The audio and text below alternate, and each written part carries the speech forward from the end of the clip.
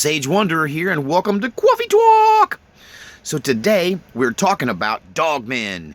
Dun dun dun. Now, one could relate this to the werewolf mythology, where a human being cursed with a demonic witchcraft curse turns into a wolf when the moon is full.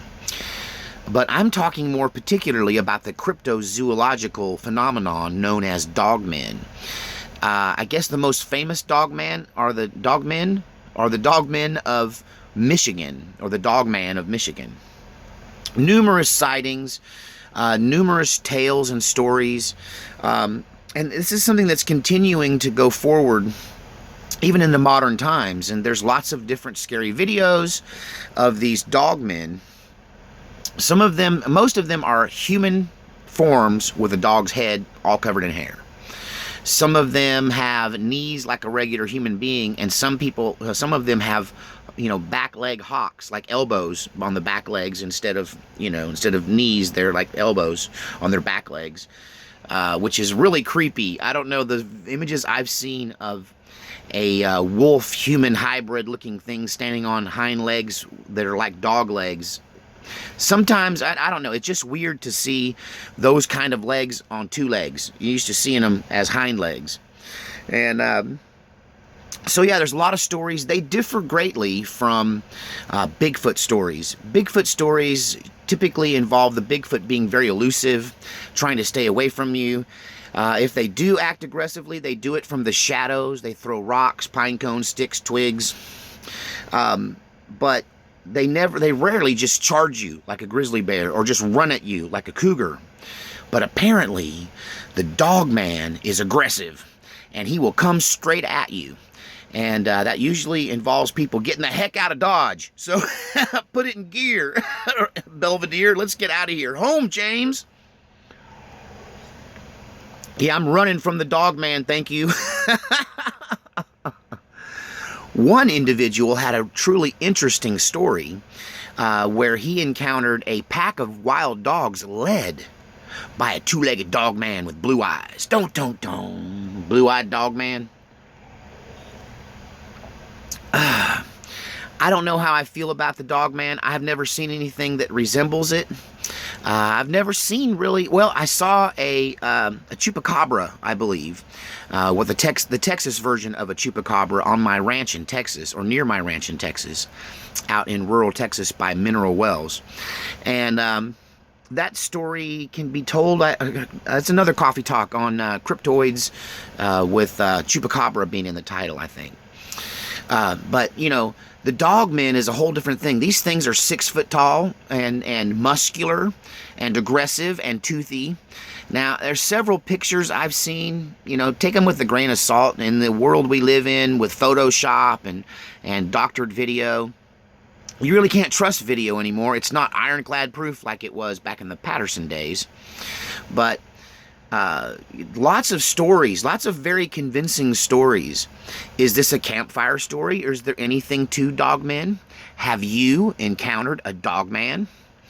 It freaked me out because, I don't know, it just, well, here's one reason it might freak me out. And here's one reason why maybe I don't need a whole lot of coffee to believe in the Dogmen. And I'm going to tell you a story now from my history and my life and my family. And this is the creepiest story that my grandmother ever told me. And she told me some creepy stories from the old days. I have 2 grandmas. One is deceased. I refer to her as my Indian grandma, although in fact, like Pocahontas, I am in fact not really an Indian at all. We're some kind of Mediterraneans, and that's why my dad was brown. But my Indian grandmother is now passed away. She died at 93 years old. My other grandma is still alive. She's 103 this year, just turned 103. Coffee cups up to grandma. But this is my other grandma, the deceased one, my Indian grandma. And DNA test. Wish I had never took it. I preferred being an Indian, I think. But at any rate, yeah, this is the creepiest story she ever told me. My grandmother was a midwife, And she lived during the Depression and during World War II. She was a young woman and trying to raise a family. She was lucky. Her husband, I guess you could call it lucky because he was a little bit crazy, but she was married to a man who was a World War I vet. She married an older man, and he had a steel plate in his head. So he was not drafted in World War II, and he was one of the few men left behind.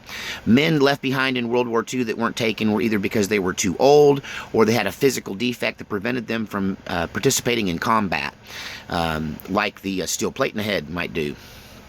So, you know, Grandma was lucky that she had a husband at all. Most women's husbands during World War II, they were either widowed in the process or their husbands were off to war. Many months or even years gone from home.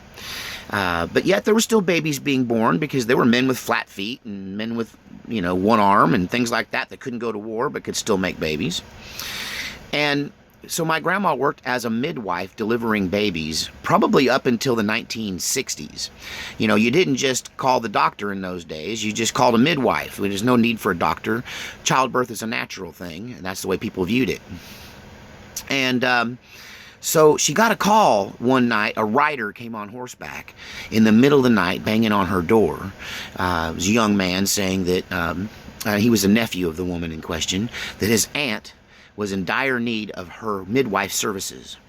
So she gathered up her things and got on the mule that the family owned and followed along with this man out to the ranch, out to the cabin in the woods where this woman lived whose husband was at war. So, you know, Grandma probably figured, well, she had an affair. She got secretly pregnant. No one knew this woman was pregnant, but here she was calling for a midwife in the middle of the night. And so she just figured she'd had an affair with somebody that was in the town. That was not uncommon for some of them flat-footed, one-armed men to be going around making the rounds with some of the ladies whose husbands were gone. And so she just figured it was something like that. So she goes out to discreetly deliver this baby in the dark of night. Now, when she arrives, the woman's in full-blown labor. And she proceeds to deliver not one baby, but 4 babies. Quads. But these weren't ordinary babies. You see, the woman had been left alone. The woman was lonely. This is adult content here, so I'm going to make you read between the lines so I don't have to spell it out. But there was a large black dog, a large black unneutered male dog living there in the house with her that was her friend, her companion, her protector, while her husband was gone. The man's large black hunting dog was there as her constant companion. When my grandma delivered the first of the 4 babies, what she saw was bone-chilling and frightening and disgusting, and to say that she was freaked out was an understatement. More than that, she was offended. She was appalled. She was disgusted by what this woman had just given birth to. A half-human, half-dog baby. Dun, dun, dun. I told you, it's the creepiest story my grandma ever told me. I couldn't believe it. And you know, my grandma was not one to lie. You know, I once heard my grandmother say, well, I'm sure, where did I hear this? She was there when the story was being told, but this was told about her, that she had told numerous suitors later in life as a widow who was trying to date her, that they wanted to date her, and that, you know, it was the 70s back then, and she should, you know, go out and have sex like everybody else, even though she was just this old widow woman. And she told them, you know, I don't like men enough to go to hell for one. She was very much a Christian who believed in sin and believed that sexual promiscuity was a sin. She believed lying was a sin. I don't know that my grandma ever lied. She may have lied in the past, but I don't know that she ever lied as long as I knew her. And she took telling the truth extremely to heart. And there was no such thing as a tall tale or a fish tale with my grandma, a fish story. If she told you a fish story, it was true. And I can testify, I was there. The fish was that big, and there were that many of them. And so I never saw my grandma lie, so I have no reason to believe that she lied when she told me that she was called out to a cabin in the middle of the night in the Arkansas mountains to help bring into this world hybrid human dog babies, or dogmen. She said there were 3 males and a female. And my grandmother didn't really... The woman was ashamed. The woman was ashamed. The woman was horrified. The woman was afraid. And my grandma just took charge of things. She said, look, I know what you did, obviously. And she's got these 4 crawling around little baby dog men. Grandma said that the creepiest thing about it is that they sounded just like babies when they cried. They didn't sound like baby dogs. They sounded like little baby humans. But they had the face and the head of a dog, and they were all covered in hair. And they had the snoot of a dog, just like a dog man. Don't, just like a dog man. And she said that her Christian piety and disgust about the woman, what the woman had done, the horrible sexual sin the woman had committed, was so disgusting to my grandmother. She said, and my grandma was pretty tough. She said it was everything I could do not to kill her. That's how strongly she felt and how disgusted she was by the whole thing. She definitely wanted the dog dead. But instead, she just wrapped the 4 babies up in a gunny sack. I told you this is a dark coffee talk. And she said she took them out in the woods and crushed them with a rock and tied a rock, or put a rock in the gunny sack and threw it in the river. And the woman didn't care, really. She just wanted the things gone and her sin covered up. So do you think, potentially, that dogmen are human dog chimeras? Hybrid crossbreds between humans and dogs. I didn't think humans and dogs could crossbreed. But my grandma said they could, and I believe her. It don't take so much coffee to talk about the dogman. I don't know if these people are seeing them, but I know in that one particular case, my grandmother gave brought into this world as a midwife 4 crossbred dog-human hybrids. Now, what if that's been going on some level at some times and places, and the people don't have they're not as disgusted and angry and mean as my grandma was, and so instead of killing them, they just throw them out in the woods? It's a very interesting thought that the wolf man might very well be what happens when you cross a human and a dog. And yeah, it's a creepy story. What do you think about dogmen? Are these people seeing Bigfoot?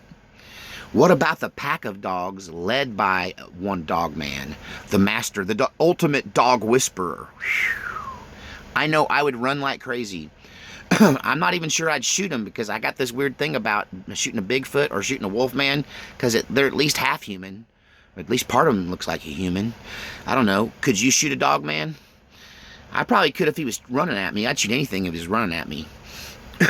So, it's fight or flight. Fight or flight. The dogman's on your trail.